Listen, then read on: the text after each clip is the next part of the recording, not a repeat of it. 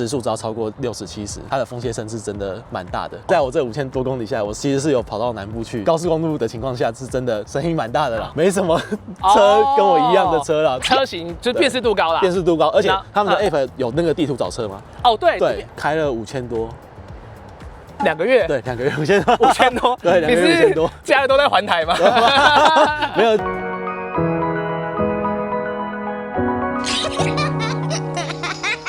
Hello， 瑞雪安妮频道，大家好，今天呢，我们请到 Masa 又来到我们频道了。哇，时间过得好快哦，你已经使用这台车2个月以上了嘛？对啊，2个月。那个 Masa， 我能不能问一下，你这台车目前到现在大概开了多少里程？开了5000多。2个月，对，2个月5000多，5000多，对，2个月5000多，家人都在环台吗？没有，就四处去玩啊，四处去玩。哦，是哦，那我能不能简单问一下，开5000多应该已经有一个心目中的想法了？是，这还是你第一次的购车吗？算是新车第一次，新车的第一次。然后之前有开过油车的中古车这样子。哦，那跟之前的车子这样开，这5000公里的比较，你们跟我说一下你行驶上面的一些心得跟感受。之前开的2手的油车嘛，是小鸭，它的动力跟小鸭来比是进化很多，因为小鸭才100多匹嘛，这个200多匹，那个直接2倍，对，所以我之前开那个5羊的时候上去会蛮痛苦的。哦，你说就是踩的都觉得它不会往上推，就没什么推很慢，或是被别人家一路刷卡过去这样子。对，这台车目前就不会有这个问题。开电动车最幸福的地方。对，那除此这样的话，你这样开，不管是在市区或这样子开的这样里程的感觉呢，整体的感受，悬吊啊或些动态的感觉。就我自己目前都是跑高速公路嘛，上班的需求，那我只要上高速公路，我就直接开 Level 2自动驾驶，我只要握着方向盘就好了。所以其实是比我之前的小鸭来说还要更轻松省力了。所以你每天上班的时候都要经过高架，会有经过就是高速公路的路段，对，难怪你5000公里累积那么快。那我要问一个问题，就是说它的 Level 2的辅助驾驶，你这样在使用的时候，你是整体是有信心的吗？对吗？因为之前有看过它70公里没办法停下来的影片嘛，就是其他的影片，那我就还是会有点担忧，但是整体用下来我是觉得还 OK 啦。切弯的时候可能有一些比较急一点的部分，我自己觉得这也是目前我觉得 N7啊，或者是 Bria 针对像是弯道的曲率的修正上来说的话，它的确没有像特斯拉这样。不过说难听点啦，是目前也只有特斯拉有做到这件事情，其他车厂我好像没有看。在南港这边测的时候，很常去环东嘛，速限这80，有一个弯比较大，大概我们那个时候如果把它压到大概80、90，然后手握的方向盘，大家就知道它过不过得去。我觉得Bria跟 N7都还是有一个状况，就是说它不会依据我前车的距离突然间不见的时候，加速的速差如果是有差了40公里以上的时候，还会直接帮你灌下去。但是我觉得自动驾驶它有些细腻之处可以调整一下。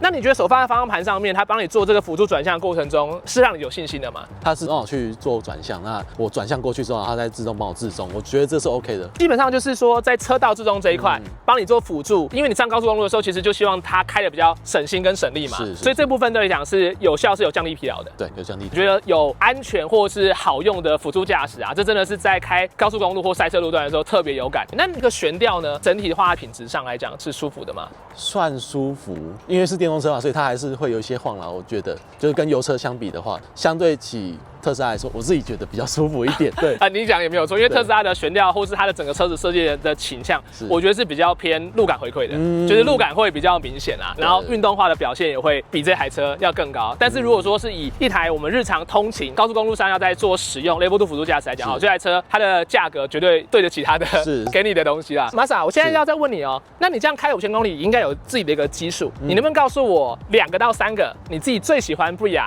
的目前到现在的优点 ？OK， 第一个的话啦，可能不只是 Bria， 就是所有的电动车，你只要去停车场，有些时候满位的时候，就刚好有电动车是空的，你说可以充电的地方是空的，可以充电的地方是空的，那你就可以进去。因为我之前开油车很长，就是哇一堆都是满的，然后就要找电动车，发现其实相对好找车位一点点。这个我要给你回馈，我觉得我自己的感受是，特别是国道休息站的时候，如果是假日出去啊，人真的超满的，大家真的不要有充电的上的焦虑，因为依照我自己在开的感觉，我真的没有遇到过我在国定假日还是在国道上面看到电动车的充电车位是满的。对，真的没看过，真的是超空的，真的是没看过。虽然说一度电在12.5到13.5，但是我觉得你那个时候下去只上个厕所，哪里补个10分钟，让你的电不会有焦虑，那只是假日的时候你临时需要补个电，我觉得是可以接受，而且不用找停车位，很方便。第二个呢，还有没有什么其他的？你觉得在使用 Bria 的感觉上起来的一些优点？第二个的话，我觉得鸿华跟之前的纳智捷一样，有整合很多家的充电服务，目前就是可以随它即充，我就不用再一个一个去下载他们家的 App， 然后去打开，然后扫码。嘛充电。我觉得随插即充真的也是很重要的一个优点，因为我觉得要整合每一家的系统。我之前就看到有的车主啊，他去的时候，然后他就在那边扫码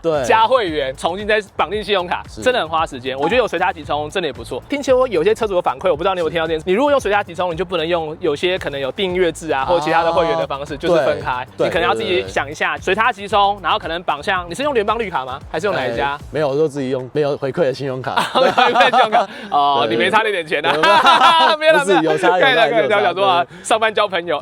那你刚刚讲到随插即充是一个很棒、你很喜欢的优，那还有其他你觉得在Bria在使用上的一些？最后一个啊，就是我自己目前停在外面，然后我要找车都还算方便，因为没什么车跟我一样的车啦。车型就辨识度高啦，辨识度高，而且他们的 App 有那个地图找车吗？哦，对 ，App 有地图找车，然后我记得好像是可以按按钮之后，它会有喇叭跟闪大灯，对不对？对。哦，这真的很方便的，特别是你在那种狭停车场里面，你知道大概停在哪都是哪个区域啊，如果让它稍微亮一下，或者出个声音，很方便，有点像是把我们常去 iRun 找车的功能就加在这里面。确实对，有 OTA，然后有这个找车的功能，很方便。另外的话，当然是你比较可惜啦，因为你没有那个 RPA 的功能，Emerge 或者是Pioneer的这样的车型才，不然的话你在更小那种车位，你还可以叫它往前开一点点之后你再上车，但是会更优雅。之前在国道有遇到这个问题，然后就想说啊，好没关系，对，确实会有这个需求呢。对，有体验过才会知道说这个功能好不好用。觉得这几个都是 Mazda 分享，觉得 Bria 喜欢的3个优点。Mazda 我还是要问一下，因为我觉得一台车它不可能全部都只有优点的，一定有缺点。自己这样开的时候，你有没有在 Bria 上面会希望它可能 OTA 改进啊，或是你未来购车的时候会把它列入优先的考量？第一个啊，其实我在试驾的时候也有遇到这个问题，时速只要超过60、70，它的风切声是真的蛮大的。在我这5000多公里下来，我其实是有跑到南部去高速公路的情况下，是真的声音蛮大的啦。主要是风切声还是轮胎的胎噪？都有，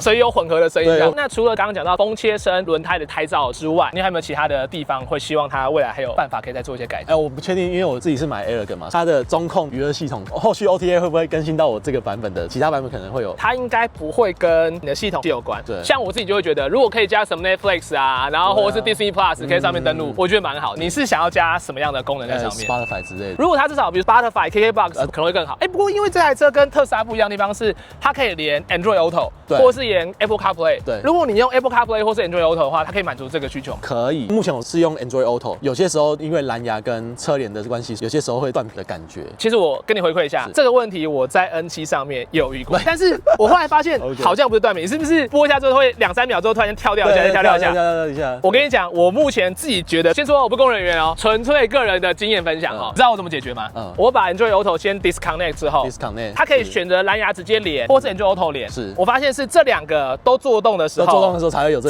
个问题。也是你如果车辆没有让它直接休眠关机的时候，比如说我只是下去买个东西，我拿个东西，我可能手机拿下去超商结账，车门关上去的时候，它那时候其实车子是没有深度睡眠之后，我在连上界面上完全的重启的情况下面，之后重新连回，它的 Bluetooth 跟 Android Auto 好像在声音的会有点 overlapping 啊。那个 Android Auto 叫它要播 ，Bluetooth 也叫它播，中间有个间隔，然后对，会同进去，然后就一个盖一个，会觉得中间会有断掉。Android Auto 或 Bluetooth 可以只连其中一个，比如说你 Android Auto 一连上去之后 ，Bluetooth 那边就关掉，音讯的进来的地方就关掉的话，可能可以解决问题。因为我不确定说有没有哪些东西他们在这样连的时候，还是必须保持连接，或是它本来是底层的架构上去做，因为我也不是写软体的，我也不是做这个的，所以我真的不知道要看工程师问题到底在哪边。但我遇到的状况，我会比较称作是 overlapping， 所以你有遇到过吗？我目前的解法，我可能会让，因为如果只要听音乐的话，我会让 Android Auto 暂时先 disconnect， 只连蓝牙播音乐。我有用 Jova 的6维的车架嘛，然后顺便广告一下，所以我前面还是看得到我的 Android Auto 的导航，不影响我开车。可能过一阵子的，可能3、5分钟或10分钟过了之后，我再重新连看它会不会回去。但有些时候，因为你要这样切，也是蛮 annoying 的啦。其实最好的方法当然是一次连上去之后，全部都 OK。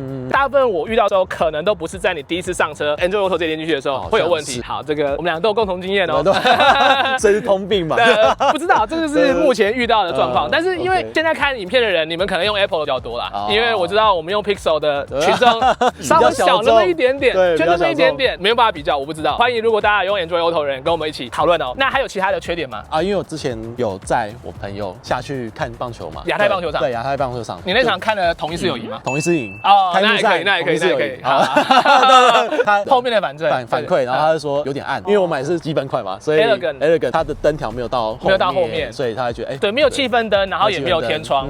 这样讲好像真的难怪那么多人买 Emerge 上的时候，虽然有人会觉得很麻烦呐，有人就是不想要那个天窗，对，但有的人如果觉得，有的人会觉得后面如果要让它看起来通透一点的话，那它就是天窗打开来，这种天气没有它很热的时候，也是很舒服的选项。这个倒是蛮特别的，因为我车到现在开过电动车几乎都是有天窗，就没有感受过这样，知道后面很暗的感觉，搞不好后面很暗很好睡啊。或是你朋友2个人情侣后面啊，就不好说。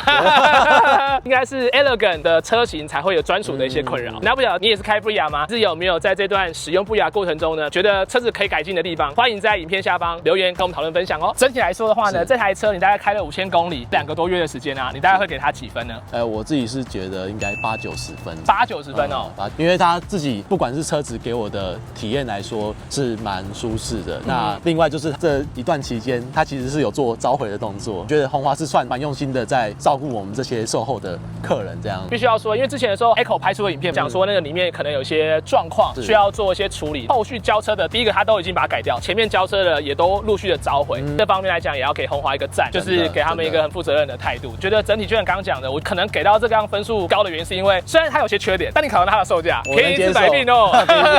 对，确实。开电动车觉得就是一个舒适过程中也很舒服的一个旅程。今天也很谢谢 Mazda 陪我们就是分享这些东西的内容。除此之外呢，我也终于把我交车该给 Mazda 的东西，6维的充电车架、全车内饰的防水地垫呢，交给了 Mazda。这样，刚刚在装的时候，我就跟 Mazda 说，哇，你的地垫很脏哎，你以后未来只要这装上去之后呢，拿下来。